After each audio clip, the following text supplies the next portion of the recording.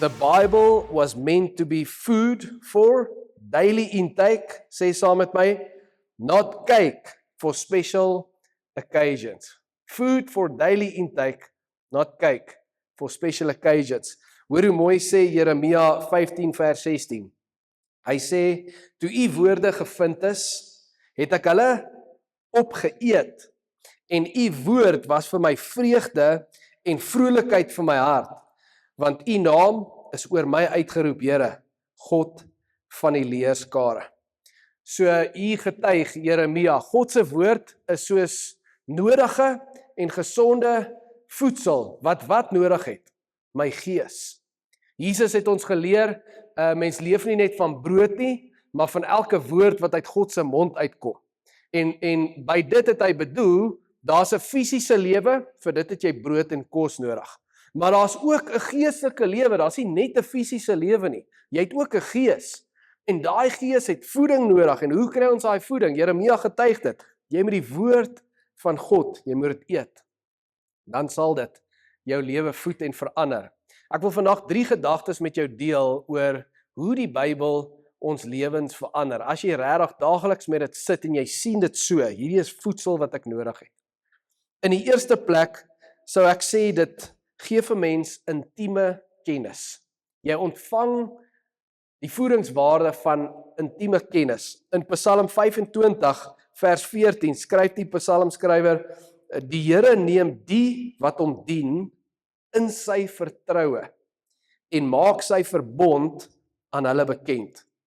Met ander woorde, die wie verlief is op die Here, wie is die wie die Here dien? Is die wie verlief is op hom. As jy verlief is op iemand, wat wil jy doen? Jy wil hulle leer ken. Jy wil weet waarvan hou hulle. Jy wil weet waarmee is hulle besig in die lewe. Wat is hulle belangstellings? Jy wil deel wees daarvan.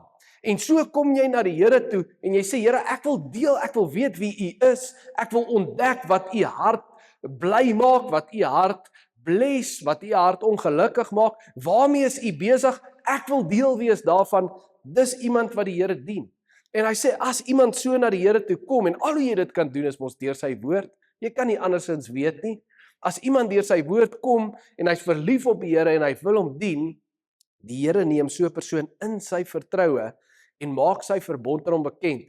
Alle ander vertalings praat van dit wat verborge is. Met ander woorde, dit wat in die geheim is. So die Here sê, daar's sekere dinge, wat, en selfs die Bybel, kan iemand bietjie lees en leer ken as informasie, maar hulle sal nooit intieme kennis hê as hulle nie verlief is op die Here, honger na sy hart klop, en hulle kom na die woord toe om dit te leer ken nie. Hy sê, mense wat dit doen, hy neem hulle in sy vertroue, en daar's sekere geheime, intieme kennis, wat hy met hulle sal deel, wat ander mense nooit gaan besit nie, En familie, ek wil dit vir jou sê, vandag is daar soveel informasie, né? Jy kyk op sosiale media, jy haal jou foon uit en jy kyk op sosiale media, elke tweede, derde skrol, veral as jy nou al 'n paar sulke goed gekyk het, want die algoritme stel dit op, dan kom daar 'n geestelike videoetjie op, en daar kom 'n geestelike prentjie op, en daar's 'n geestelike liedjie, daar's soveel informasie van God vandag, dat veral jou nuwe generasie, weet baie meer, wil ek sê, nie net baie nie, baie meer van God, as die vorige generasie. Soveel so, dat hulle kan baie praat van God, en hulle kan baie goedjies share, op hulle fone, van God. En die gevaar is, dat hulle dink hulle ken God, omdat hulle so baie weet, en so baie goedjies kan share, en oor so baie goedjies kan praat. Maar dis informasie. Dit sê vir my, jy weet iets van God, maar ken jy God?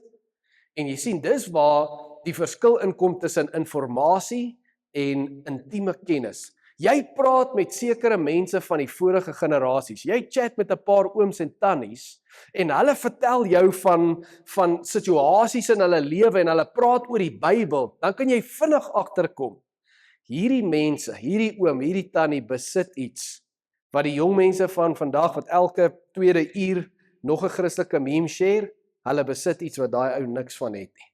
Al weet hulle nie eens hoe om 'n meme te share nie, of wat 'n meme is nie. Van julle sit en sê, wat nou is 'n meme?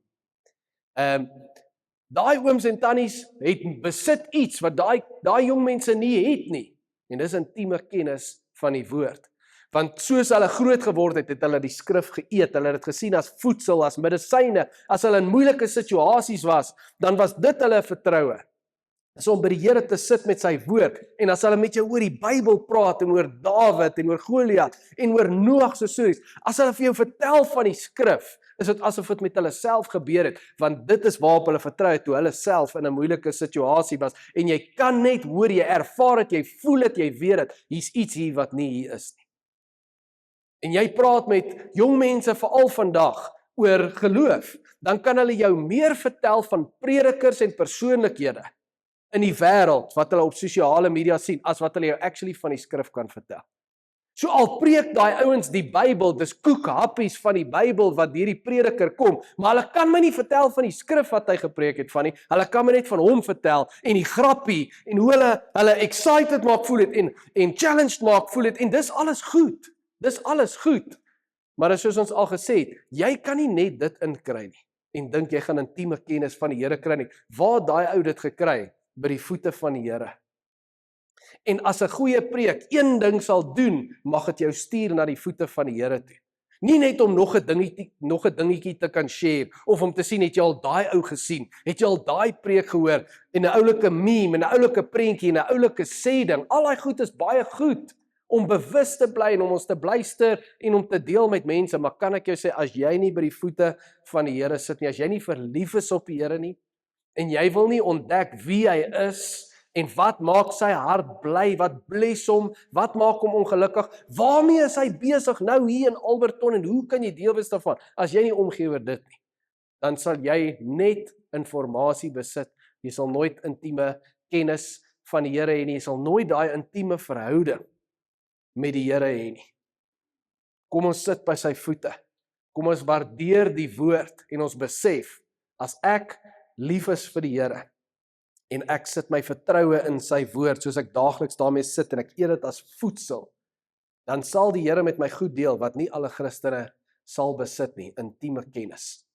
In die tweede plek, glo ek iets wat ons ontvang, wat so belangrik is, as ek daagliks met die woord sit, en hoe dit my lewe heeltemal verander, as net elke ander Christen op straat is, dit berei my voor vir die ewigheid.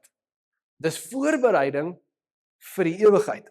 As mens, stem jy saam met my, berei ek en jy voor vir baie dinge elke week, né?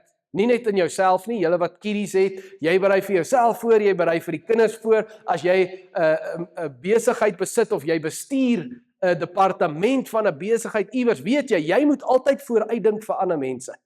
Want hulle dink nie altyd so lekker vooruit nie. So jy moet vooruitdink, jy moet beplan vir die goed om te gebeur, en daai is baie belangrik, né? Nou as Christene, wat sê ek en jy? Wat's die belangrikste ding wat gaan gebeur in jou hele geskiedenis? Is die dag as Jesus jou ontmoet, né? As jy weggaan van aarde af, oorgaan na die ewigheid. Ons sê dit. Ons sê die ewigheid is die belangrikste toets, dis die belangrikste dag in ons lewe, maar nou vra ek jou, hoe baie dink jy berei mense voor vir dit? Dis die een ding wat Christene die minste voorberei, en ek sou self sê die meerderheid berei glad nie vir dit voor nie.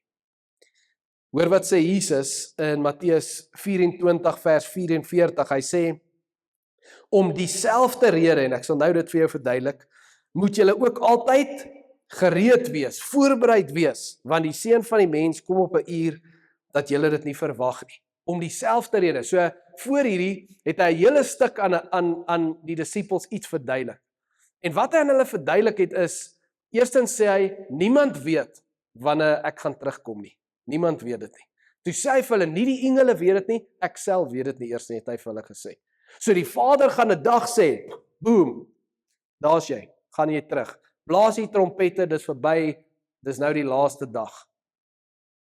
En dan kom hy sê niemand gaan weet nie, dan praat hy oor Noag, dan sê hy vir hulle, in die dag van Noag, het mense soos gewoonlik het gekuier, en hulle het gewerk, en hy sê, hulle het gedrink, en hulle het getrou, hy praat van al die goeders wat hulle gedoen het, soos hulle gewoonlik sou doen, en hy sê, net Noag en sy gesin het voorberei, het geglo, daar kom 'n dag, wat jy moet gereed wees. En omdat net hulle voorberei het, die oomblik toe daai storm kom, toe is die ander mense nie reg nie, en hulle is weggesleer deur hierdie storm, en hulle is almal dood.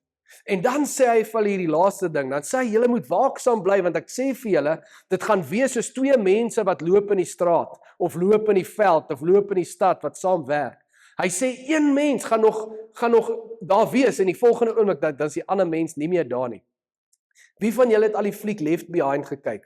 Gaan oor die wegraping van Nicolas Cage. Die wat het nog nie gekyk het nie, gaan kyk dit. Dit is nogal scary, maar dis 'n eye-opener, want dit gaan oor die wegraping, en dit begin so in die lughawe, dan kom haar boetie ingehardloop, en hy hug haar, die sussie, en so sy hom hug, ewe skielik, dan hou sy net die klere vas, dan is hy weg. En dan is daar ewe skielik chaos in die lughawe, en sien hulle, plek, is daar net klere, en dan crash die karre, dan is daar party mense in die karre, net weg, dan is net die klere daar op die seat, en hulle gaan terug huis toe, soek vir ma wat altyd vir hulle gesê het, julle moet bid, julle moet Bybel lees en dit en dat, ma wat altyd die oorgeestelike een was, dan soek hulle vir dan is net ma se klere daar. So sê Jesus, so gaan dit wees, om dieselfde rede, vir die rede, moet julle gereed wees, moet julle voorbereid wees, vir as ek kom. Waarvoor moet ons voorberei? Hoe moet ons voorberei? Ons moet dink aan, wie gaan ons wees as ons in die hemel is? Wat gaan ons doen as ons in die hemel is? As ek jou nou moet vra, kom jy op, sê jy vir my, wat dink jy wie gaan jy wees in die hemel? As mens. Hoe gaan jy wees? Net, kom ons houd eenvoudig, wat gaan jou karakter wees? Wat gaan jou gesindheid wees, dink jy? En waarmee dink jy gaan jy besig wees in die hemel? Nou as jy vir my sê, maar hoe moet ek dit weet? Lees jou Bybel. Dis al hoe jy kan weet. Jy gaan nie net weet nie, jy moet jou Bybel lees. In die Bybel sê dit vir ons, as ons kyk na wie Jesus is, en wat sy gesindheid is, en wat hy sê is belangrik, dan weet ons, en hy het vir ons gesê, hierdie moet julle mindset wees, soos in die hemel, so ook op die aarde. Hy het gesê, bid dit, dat julle daar julle mindset kan bly, want soos dit is in die hemel, nou al gaan ek julle help met iets van dit, dat julle dit kan leef. Weet ek en jy hoe om dit te doen perfek? Gaan ons dit perfek wees? Nooit nie. Laat my dink aan Princess Diaries. In die weekkeer, my sussie daar by ons, en sy kyk Princess Diaries, die eerste een. Kon nie glo toe sy vir my sê, sy het dit nog nooit gekyk nie. Maar in 'n geval, sy kyk dit, en ek hoor dit sy lag nou en dan loer ek net al, wat se scene is dit nou op. Baie oulike fliek wat ek en Gail ook love. En toe ek dit kyk, en ek's besig met die preek, dink ek net weer eens aan die punt wat dit maak. So hier is hierdie arm girl, sy weet nie sy's 'n prinses nie, sy weet nie sy's actually die volgende koningin, sy moet dit word nie. Die ouma wat dit tans is, weet dit ook nie. Toe hulle uitvind, nou gaan sy na die paleis toe, en toe die nuus daarvan uitvind, al die joernaliste is die hele tyd op haar. En oral waar sy gaan, en by elke event van die koninklike familie, daar is die joernaliste, en check haar uit. En by elke event maak sy 'n massive gemors van alles. Want sy ken nie die gebruike van die paleis nie, sy ken nie die gebruike van die koninklike familie nie, so sy eet snaaks, sy lyk snaaks, alles wat sy doen is snaaks. En toe ek dit sien, toe dink ek, dis ek en jy. Sy moes nou in hierdie proses ingaan, saam met haar ouma en die mense van die paleis, om te leer hoe om 'n prinses te wees, en wat sy alles gaan moet doen, om eendag die koningin te kan word. En toe dink ek, dis presies ons. Ons weet nie, van nature weet ons nie wie ons moet wees, of hoe ons moet optree nie. Inteendeel, sy wil eintlik glad nie so wees nie, maar sy het 'n verantwoordelikheid. En in ons vlees wil ons ook glad nie wees, soos Jesus wil hê ons moet wees nie. Ons kan dit sê, maar die realiteit is ons wil nie. Ons wil nie mense vergewe nie. Ons wil nie diensbaar wees nie. Ons wil nie onselfsugtig wees nie. Dis net nie in 'n mens nie. Ons het 'n sondige natuur, en it's all about me. En om soos Jesus te wil wees, ek dit vat iets, dit vat dat ek by hom kom sit, met die Bybel as my handleiding, en sê, Here, berei my voor, leer my, en haal hierdie goed van my sondige natuur, die heeltyd uit my uit, en leer my hoe om soos U te wees. Soos in die hemel, so ook op die aarde, Here. Kom leer my hoe ek nou so moet wees. Ek wil soos U wees, en ek erken dit, my vlees wil nie. So ek kom na u woord toe dat u my kan voorberei, want dit is die handleiding, familie. Sonder die Bybel kan jy dit nie doen nie. Antwoord my gou hierdie vraag. Eenvoudige vraag, maar groot vraag. As iemand sê, ek wil vir ewig, ek wil hemel toe gaan, ek wil vir ewig saam met God wees, maar hulle het nie 10 minute 'n dag vir hom nie, maak dit sin? As iemand sê, hey, ek wil eendag vir die Here gaan werk in die hemel, ek wil daar, hey, ek wil hom my krone gee en ek wil goed doen vir hom daar, ek wil 'n hoë posisie in die hemel hê, dat ek vir hom iets kan doen, maar op aarde worry hy glad nie vir die bediening van die Here nie, en om 'n verskil te maak onder mense, soos Jesus gedoen het en gesê het ons moet doen nie, maak dit sin? As iemand sê, ek wil hemel toe gaan, ek wil 'n kind van God wees, ek wil deel wees van sy familie, met ander woorde, saam met ander mense by hom gaan bly, by sy huis, maar op aarde gee hulle glad nie om vir ander mense nie. Hulle het nie 'n hart vir mense nie, hulle het nie 'n hart vir kerk. Het nie 'n hart vir die ander medegelowiges wat God se familie is nie. Maak dit sin? Dit maak nie sin nie. En dis hoekom ek sê, in jou vlees wil jy nie daai goed doen nie. Jy het nie natuurlik 'n hart vir daai goed nie, maar dis wat bekering is. Jy sien dit. Jesus is so, en hy wil hê ek moet so wees, maar natuurlik wil ek nie daai goed hê nie. Ek wil dit nie doen nie. Ek wil nie so gedissiplineerd en committed wees aan daai goed nie. Hey, kyk waarmee is almal anders besig in die wêreld. Ek wil ook bietjie van dit hê. En daar's die heeltyd hierdie bekleierery, en dis die heeltyd 'n ding wat Jesus sê, neem jou kruis op. Mense wat my volg, neem hulle kruis op, hulle maak 'n besluit om te sê nee, ja. Jy sê nee vir iets, jy sê ja vir iets. Op 'n Sondagoggend, jy sê ja vir iets en jy sê nee vir iets anders. Jy moet kies wat dit is. Elke oggend as jy opstaan en jou Bybel is daar, jy sê ja vir iets en jy sê nee vir iets anders. Dis jou keuse wat dit gaan wees. En ons kan sê met ons mond, soos ek sê, met die inligting wat ek het en al die metafore en stories wat al die goeie kommunikerende predikers vertel en die grappies en die memes, ek kan al daai goedjies praat en sê, die hemel dit, en ek kan al die worship liedjies luister, en mense besef nie eers, hulle like meer die melody as die actual lyrics. Die melodies vandag is lekker, die music is amazing, wat vandag geskryf word. En hulle dink hulle harte is so vir die Here, eintlik like jy net die melody, jy dans nou op dit, en dan nou dans jy op M&M of Jack Sparrow se liedjie ook. So, dink jy regtig dit gaan oor die Here? As jou hart vir die Here was, dan het jy gesit en jy het jou Bybel gelees. En ons moet net mekaar uitdaag en dit reguit vir mekaar sê. Ons moet ophou om al hierdie baie goedjies te praat en te dink omdat ek dit praat, ek almal anders dink ek so geestelik, want ek share die nuwe song van Elevation en ek share ek kan praat van hierdie ding wat daai prediker is, die nuwe upcoming prediker, ek kan daai goedjies praat. Jy kan praat en almal anders laat dink jy so geestelik. Maar die Here weet of jy vanoggend by sy voete gesit het. En jy weet dit ook. En as jy nie het nie, dis om te sê, "Jesus Here, ek erken, ek wil nie. Vir een of ander rede, ek wil, maar my liggaam wil nie. Kry my nie om dit te doen nie." Om te sê, my vlees is swak, maar ek gaan commit en teen my vlees gaan en doen wat reg is. Om te wys, ek is lief vir U, ek kies U, ek soek U en ek soek U vrug in my lewe. So ek sit by U woord. Voorbereiding vir die ewigheid. Die laaste gedagte wat ek vandag met jou wil share, volgende week gaan ons aangaan, is die Bybel maak van my hart 'n magasyn en van my mond 'n wapen. En hierdie punt gaan spesifiek oor die Bybel verander, dit verander die manier hoe jy praat in die lewe, wat baie belangrik is.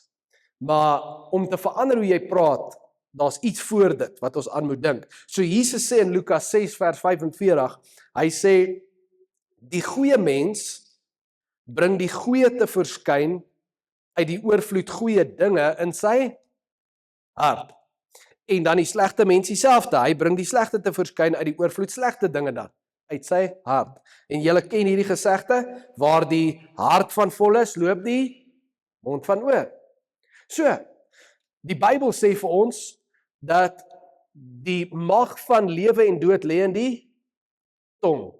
So dit wat jy praat, die profetiese krag, as jy die hele tyd negatief praat, dan gaan dis so saadjies wat jy skiet uit jou mond uit, in die tuin van jou lewe, en maak nie saak wanneer dit gaan gebeur nie, eventually gaan daai gemors groei. Eventually gaan daai onkruid groei in jou lewe. As jy goeie vrug saai, as jy goeie saad saai, eventually sal daai saad profetiese krag hê, dit sal wees waantoe jou lewe groei, dit sal die vrug wees wat jy dra. Nou mense ken hierdie gesegde, waar die hart van vol is, loop die mond van oor. Baie mense hoor dit en hulle dink, ons moet ons woorde check, ons moet ons woorde check, ons moet ons woorde check. Nee, jy kan nie eers niks woorde, nou gaan 'n taxi voor jou inry en jy kan nie jou woorde check nie. Geen mens het die mag om dit die hele tyd te doen nie. So dit gaan nie oor check net jou woorde nie. Hoor mooi wat ek jou sê. Ek sê nie nou vir jou met hierdie punt kyk na jou woorde nie. Wat ek vir jou sê is kyk na sy woorde. Moenie net kyk na jou woorde nie, kyk na sy woorde. Want die skrif sê waar die hart van vol is. Met ander woorde, die hart is die magazyn. Wat ook al jy in jou hart sit, is al wat jou mond kan skiet. So jy kan hoe baie probeer check. Ek moenie dit sê nie, ek moenie daai woord sê nie. Kom ek vervang dit met vrystaat en ek doen die en doen daai en jy kan kyk hoe jy praat. Jy kan hard probeer. Maar die ding is, die Here weet wat jy bedoel eintlik. En daai bedoelings is waar die werk moet plaasvind. En dit kan net gebeur as ek 'n ander bullets in die magasyn sit. So ek moet so besig wees met God se woord, dat my magasyn hier vol is van die woord van God, vol is van die skrif, dan sal jy sien hoe dit uit jou mond uit begin kom. En dit sal jou lewe raak, dit sal jou gesin se lewe raak, dit sal ander mense met wie jy te doen kry se lewe raak, want jy sal skrif spoeg uit jou mond uit. Oral waar jy praat en as issue sal 'n wysheid wees wat uit jou uitkom, wat nie van jouself afkom nie, maar dit kom van die woord van die Here en hoe die Heilige Gees dit in jou kan gebruik as die mits die magasyn vol is van jou hart. Die Bybel verander hoe jy praat. Dink toe Jesus in die woestyn was. Hier versoek die duiwel hom, die duiwel val hom aan, hoe het hy hom teengestaan, hoe het hy hom geveg, hy het met hom gepraat. Wat het hy gepraat? Dit wat sy hart van vol was, en waarvan was sy hart vol? Skrif. Hy het vir hom skrif gegee, en weet jy wat is interessant? Die duiwel het vir hom ook skrif gegee. Die duiwel het met skrif na hom toe gekom, met 'n klein twist in, halwe waarhede met die skrif.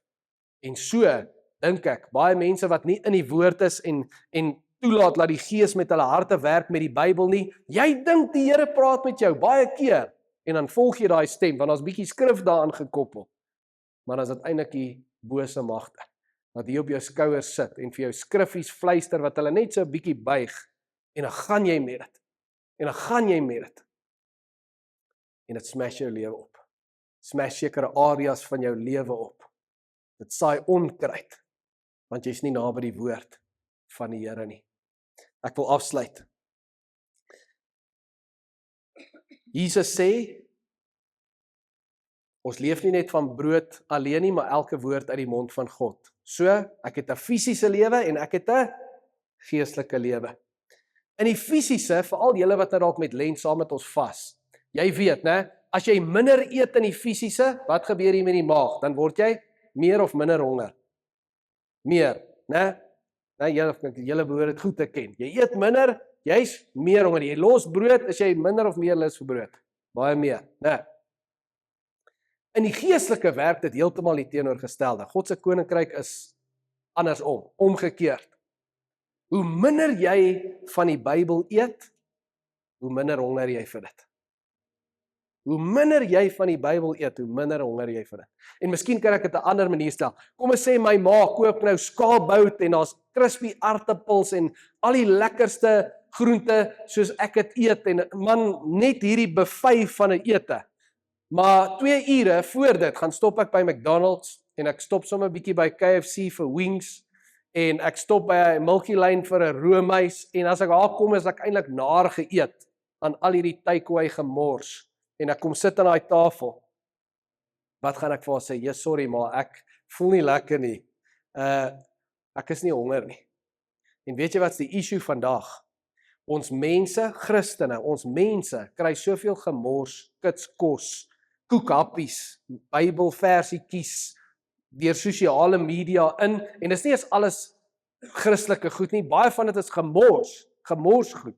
Wat besig is om jou binne dood te maak wat jy in jou sit. Jy maak van jou hart 'n asblik, al die gemors wat jy daarin sit. En dan tussenin dink jy jy's okay, ek is gesond, ek is alright, want ek het vinnig na daai 'n minuut van daai preekie geluister en daai worship liedjie, het ek lekker geluister en bietjie gejive in my kar en ek het hierdie meme gekry, ek het dit sommer geshare, hoe goed is ek? En jy kry en jy dink jy's okay.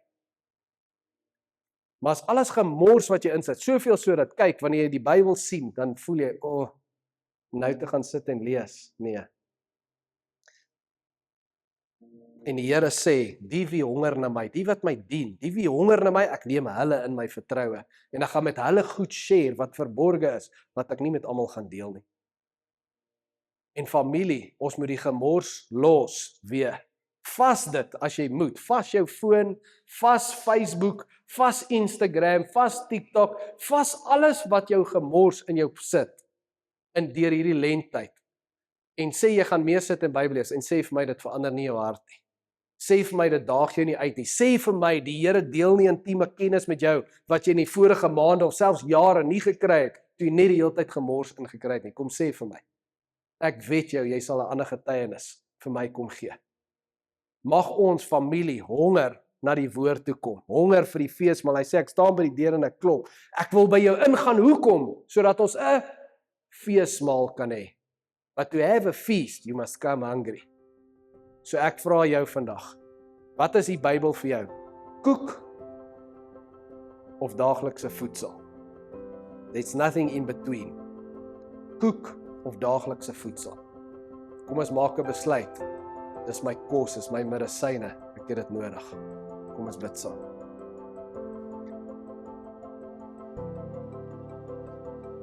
Hemelse Vader, U is 'n goeie Vader. Maar so goed as wat U is afhanklik van ons honger. U kan ons net voer as ek kom om te eet. En so het U dit bepaal, dat die mens wat kom om by U voete te sit, dis die mens met opregte geloof. Die mens wat kom om by U voete te sit en U woord waardeer, dis die mens wat lief is vir U. Ons kan nie van geloof en liefde vir U maak wat ons wil nie. U bepaal wat dit is. En al hierdie onopregte, oppervlakkige, verkeerde perspektiewe van liefde en geloof, wat ons by die wêreld en selfs ander Christene geleer het, kom breek dit uit ons uit, Here. Die vlees wat in ons is, wat die bose wil gebruik om ons konstant weg te vat van U, ek lê dit neer, ek wil by U woord kom sit en sê, nie my wil nie, Here, maar U wil. Nie my wil nie, maar U wil. Here Jesus, as U daai gebed moes bid, hoeveel te meer nie ek nie. Hoeveel te meer nie ek nie. Nie my wil nie, maar U wil, Here.